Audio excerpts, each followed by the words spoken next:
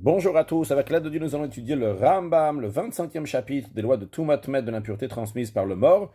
Une des impuretés transmises par le mort, c'est celle de la tente, c'est-à-dire que s'il y a un mort, il y a un ustensile ou un être humain, un juif qui se trouve sous le même toit, il devient impur. Perek Hamisha Asar Alacha Aleph. Amul Sheomet Betoch Habayit, un pilier qui se trouve sous le toit de la maison, c'est-à-dire qui se trouve dans la maison.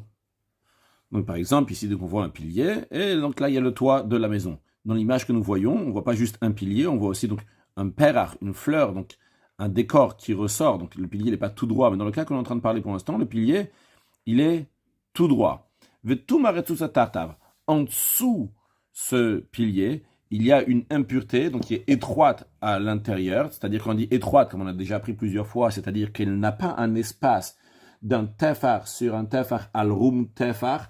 Un tefar, c'est une palme qui correspond à 8 cm, donc un tefar sur un tefar, donc 8 cm carrés, et la hauteur aussi de 8 cm, donc un carré de 8 cm. Donc elle n'a pas cet espace-là. Donc c'est ce qu'on appelle une touma retsutsa, une touma, une impureté qui est étroite sous ce pilier qui est dans la maison. Eh bien, la maison en elle-même n'est pas impure. Car touma bokat ve'ola bokat ve'yoredet.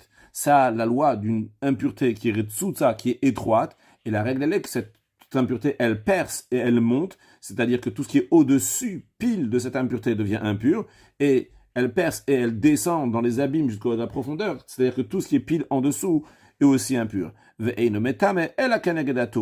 Bilvad, et ça rend impur uniquement ce qui est face à l'impureté, et non pas ce qui est sur le côté. Donc c'est la raison pour laquelle, quand on nous dit, s'il y avait un ornement en fleurs qui ressort de ce pilier, donc comme nous l'avons vu, on peut le voir ici, donc ça ressort. Et en dessous de ça, avec Kelim Tachat Perach, il y a des ustensiles qui se trouvent sous cet ornement en fleurs de ce pilier. Et bien vu que nous avons dit que l'impureté, elle perce et elle monte, donc on ne va pas considérer ici qu'il y a, on va dire, sur le côté, tout ce qui est sur le côté en dessous va devenir impur. Non, à Kelim Teorim, les ustensiles qui sont en dessous sont purs, car encore une fois, car ça rend impur uniquement ce qui est pile en face de l'impureté qui monte et qui descend, qui perce en montant et en descendant, comme la loi d'une Toumaretsutsa, d'une impureté qui est étroite. Maintenant, la Chabed, si dans l'endroit où se trouve l'impureté, il y a un tefar sur un tefar. Imaginons que ça c'est un pilier, ok? C'est pas le même cas. Imaginons juste ça en tant que pilier. On voit pas ce qu'il y a ici. Donc un pilier, à l'intérieur, il y a l'espace d'un tefar sur un tefar, et il y a une impureté à l'intérieur de ce pilier-là donc se trouve dans la maison. Eh bien, dans ce cas-là, il est considéré comme une tombe qui est fermée. Au metam et mikol siva, avec la loi, on a déjà appris dans Perek Vav, qu'une tombe donc, qui est fermée, ça rend impur de tous les côtés. C'est-à-dire que si tu vas toucher de tous les côtés de cette tombe-là, tu vas devenir impur. Va bail kolotame. Et la maison aussi, dans laquelle se trouve ce pilier, est impur. Pourquoi? Il a la caverne, parce que cette maison-là a fait un toit, elle était un oel, une tente sur cette tombe. Car ce pilier dans lequel il y a un tefar sur un tefar, et il y a une impureté à l'intérieur, il est considéré comme une tombe. Halacha Gimel, Tuma Shebetoch HaKotel, Mukom HaTefar Al-Tefar Alum Tefar. Une impureté qui se trouve dans le mur, et il y a un espace d'un tefar sur un tefar. Tous les étages qui sont au-dessus de ce mur-là, quand on dit au-dessus, c'est-à-dire qui sont rattachés à ce mur-là, comme on peut voir dans l'image, à fil ou esser, même s'ils sont 10, tmeot, ils sont tous impurs. Quel est le raisonnement? Parce que tout le mur, pas seulement cette partie-là du mur, mais tout le mur, de là jusqu'en haut, ce mur-là, il est considéré comme une tombe qui est entièrement fermée. Et donc, vu qu'il veut kotel kol aliyot, que c'est le mur de tous ces étages-là, donc vechol aliyamen, et donc chaque étage ma'alet à la kever, elle fait un oel, elle fait une tente sur la tombe, elle est liée, donc ça c'est une tombe, elle est en contact avec cette tombe, elle fait un oel sur cette tombe. C'est la raison pour laquelle que tous les étages sont impurs. Donc jusqu'à présent, dans cette halakha, c'est ce cas-là que nous avons vu, dans lequel donc le mur, qui est le mur de plusieurs étages, il y a une impureté, qui a un tefar sur un tefar, donc tout ça c'est considéré un kaver, une tombe, donc tout ce qui touche et qui couvre donc sur la tombe, eh bien, eux aussi sont impurs. Maintenant, nous allons voir un autre cas. Un cas dans lequel il y a un mur, en effet, qu'il y a une impureté à l'intérieur, et cette impureté prend la place d'un tefar sur un tefar, et il a construit une pièce à côté, une pièce à côté, c'est-à-dire de chaque côté de ce mur-là, il a construit une autre pièce, et après un étage au-dessus. Donc ce que nous allons voir, c'est que maintenant, ce mur-là dans lequel il y a l'impureté, qui est un kaver satum, une tombe qui est fermée, n'est pas le mur de tous les étages qu'il y a au-dessus. Alors nous allons voir, est-ce que tous les étages au-dessus deviennent impurs ou pas?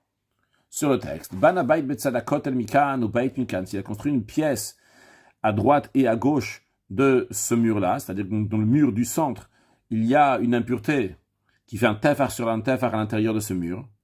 Et lui, il a construit après une pièce à droite et une pièce à gauche. Ou Bana Aliyah Al Gab Shnei Abatim, il a construit au-dessus de ces deux pièces, il a construit un étage.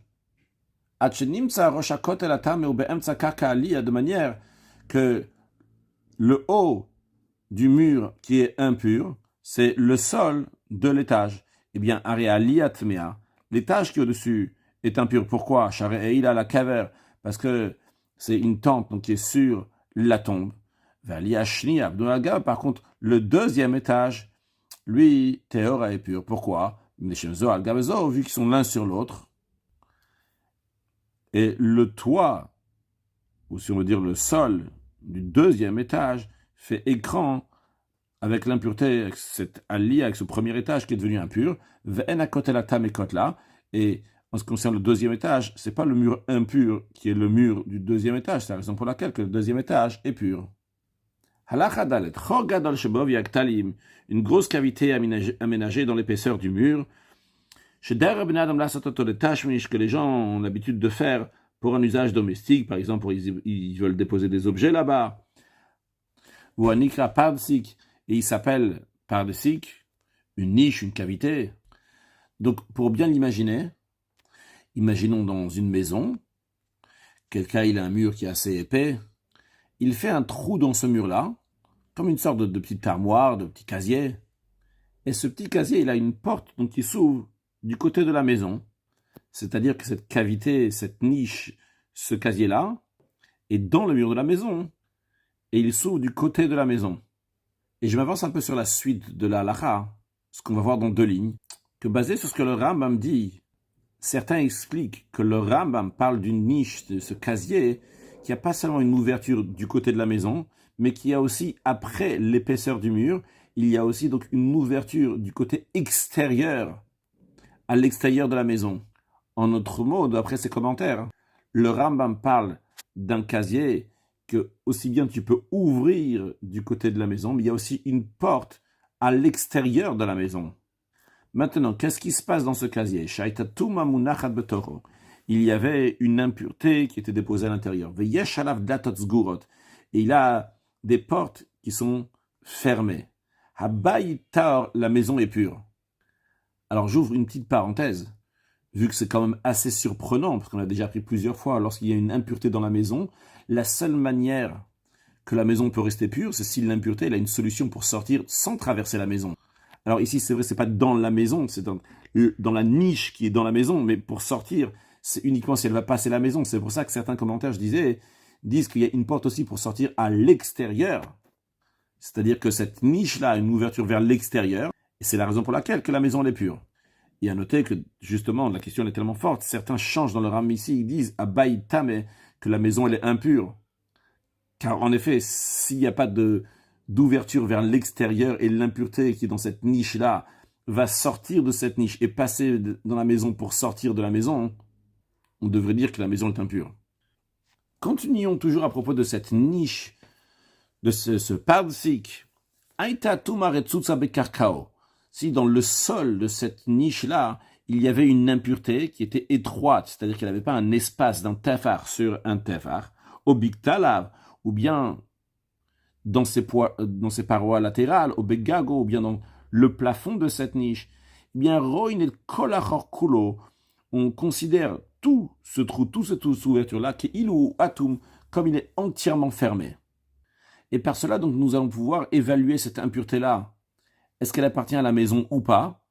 Basé sur un calcul, entre guillemets calcul, qu'on avait fait dans le chapitre précédent. Veroim comme atuma, On va regarder l'endroit où se trouve l'impureté. Est-ce qu'il est dans la partie de l'épaisseur intérieure du mur, c'est-à-dire de la partie intérieure de la maison, comme on avait donné l'exemple dans le cours précédent. Si le mur il a 20 cm, alors est-ce que l'impureté elle se trouve dans les 10 cm du mur qui sont proches de la maison, ou bien dans les 10 cm qui sont du côté extérieur de la maison? Donc, si c'est dans les 10 cm intérieurs, dans la partie de l'épaisseur, donc de l'intérieur à Baïta, mais la maison elle est impure. Si l'impureté elle était dans la partie extérieure du mur, c'est-à-dire dans les 10 cm qui sont du côté de l'extérieur, à Baïta, la maison est pure. Merza la merza, si l'impureté se trouve pile entre les 10 cm de l'intérieur et les 10 cm de l'extérieur, dans ces cas-là, à Baïta, mais la maison est impure. Halachae, Shne par 10 qui ont toujours ces niches-là. Maintenant, il n'y en a pas seulement une, il y en a deux. Zebetsadze qui sont l'un à côté de l'autre, un à droite, un à gauche, ou bien Zéal Gavze, ou bien l'un sur l'autre, un en dessous, un en dessus. Mais il y a l'impureté dans une de ces deux niches-là. Venivtar et la porte d'une de ces niches-là, donc dans laquelle il y avait l'impureté, c'est ouverte. Cette niche-là, et la maison est devenue impure. La porte s'est ouverte du côté de la maison. Et l'autre niche, elle est pure vu que ces portes sont fermées. S'il y avait une impureté étroite dans la construction, quand on dit dans la construction, c'est-à-dire dans les parois de ces niches-là, que ce soit dans la partie supérieure ou inférieure de cette niche, ou bien que ce soit sur le côté de cette niche, on considère tous ces niches-là, les deux niches, comme s'ils étaient entièrement fermés. Et on va les considérer moitié-moitié. C'est-à-dire qu'on va faire le même calcul, la même loi que nous avons vue avant. On va regarder où est-ce que se trouve cette impureté. Est-ce qu'elle se trouve dans les 10 cm du mur qui sont proches de la maison? Dans ces cas-là, la maison est impure. Si elle se trouve dans les 10 cm qui sont plus proches donc de l'extérieur de la maison, et dans ces cas-là, la maison est pure. Halacha Vav. Avant de voir la halacha, rappelons, ici donc nous avons une porte qui rentre dans une maison. Avant de rentrer dans la maison, nous avons une askupa, iskupa, donc qui est le seuil avec lequel on rentre dans la maison. Comme on peut voir, la iskupa est une partie qui est dans la maison, une partie donc qui est à l'extérieur de la maison. Encore une chose, on voit ici, nous voyons le mashkof, le linteau. Aussi bien que la iskupa dépasse de la maison, de la même manière aussi, le linteau ici dépasse de la maison. Et dans la chavav, le cas est suivant. Kezait minamet, le volume d'une olive, donc, qui correspond à 27 cm3 du mort, donc, qui rend impur, mudbak beaskupatabait, est collé au seuil de la maison. Mi bachutz dans la partie extérieure.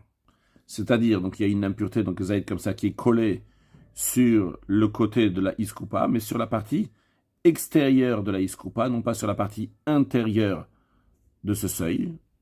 Eh bien, à Baïta, la maison, elle est pure, parce que la maison ne fait pas elle n'est pas un toit sur cette iskupa, sur ce seuil, et sur ce kazaïd du mort.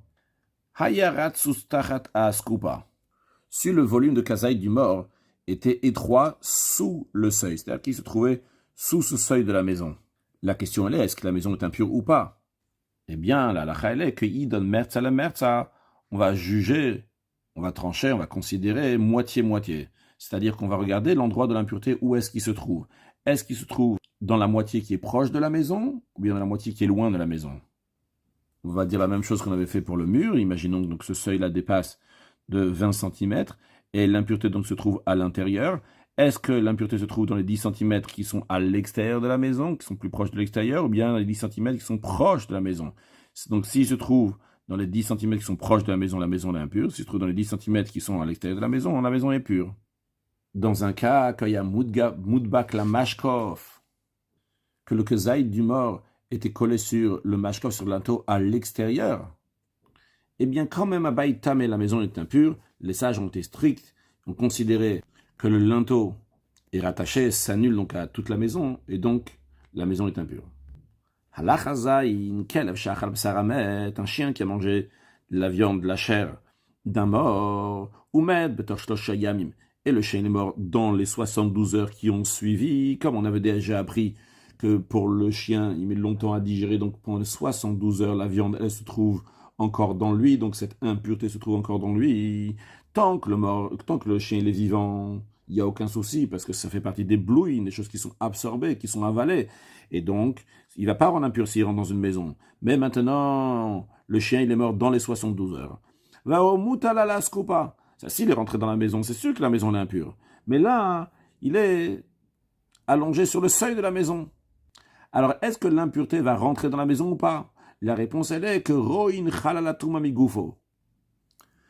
On va regarder la cavité de son corps dans laquelle se trouve l'impureté. On va regarder son estomac. Où est-ce que son estomac se trouve? Parce qu'on va baser sur son estomac, et en fonction de ça, est-ce que son estomac se trouve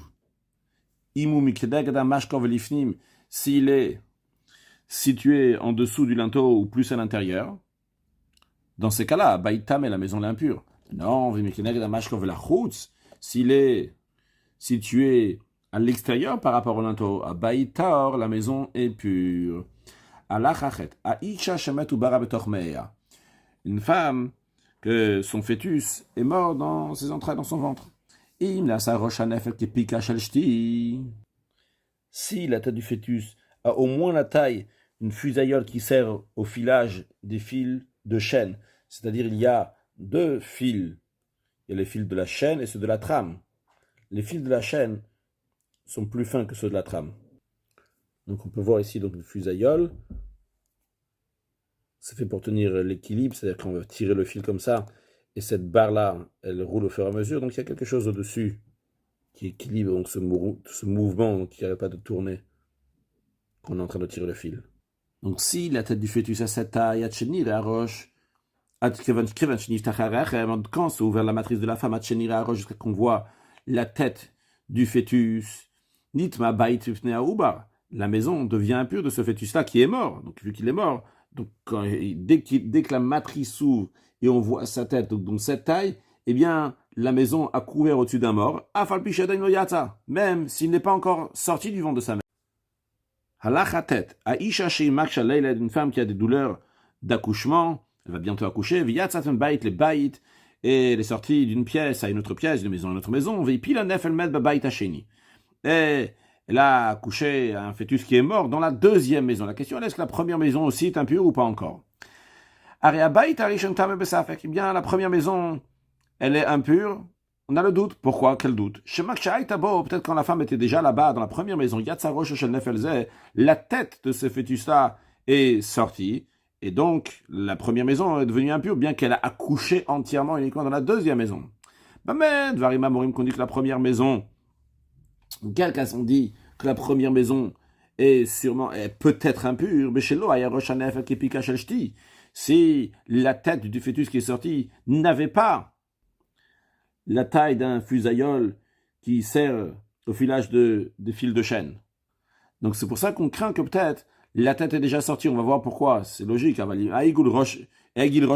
Si ce fœtus-là a déjà donc cette taille-là du fusaïole, eh bien, à Bait Arishantor, c'est sûr que la première maison est pure. Pourquoi? Chez Ilu Niftar Rachmasham, parce que si sa matrice avait été ouverte dans la première maison, elle n'aurait pas pu marcher sur ses pieds. Donc si on a vu marcher la première maison et la deuxième maison, c'est sûr et certain le fœtus n'a pas sorti sa tête dans la première maison. Parce qu'avec une tête si grande, c'est-à-dire la taille d'un fusaïole, elle n'aurait pas pu marcher. Les fichar, c'est la raison pour laquelle, vu que tout notre raisonnement, lequel on dit que la première maison elle est pure, c'est pourquoi? C'est parce qu'elle ne peut pas marcher.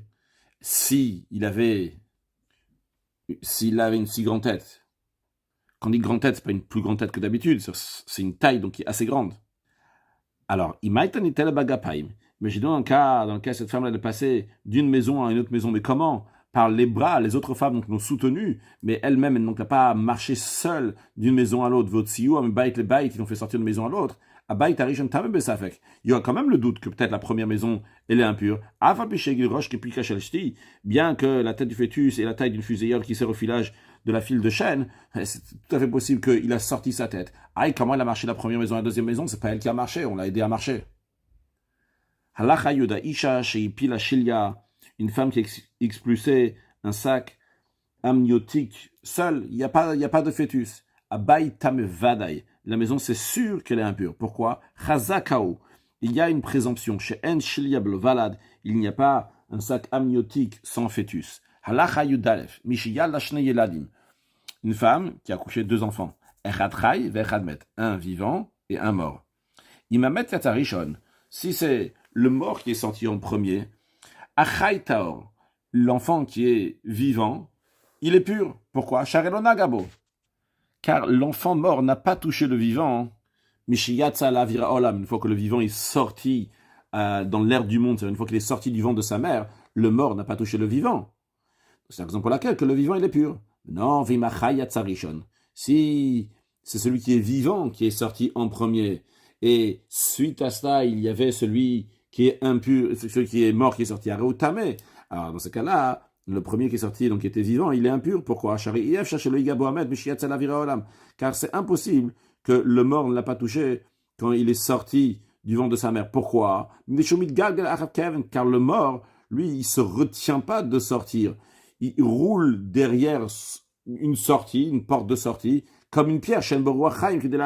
Car il n'a pas de vie pour se maintenir dans la matrice. Lorsque c'est le vivant, il y a d'abord le mort, après le vivant, lui, se maintient lui-même, il va sortir par ses propres forces, c'est lui-même qui va sortir, il ne va pas rouler comme une pierre derrière celui qui est mort. Par contre, celui qui est mort, lui, il roule à n'importe quel endroit, sans descendre, sans train de sortir.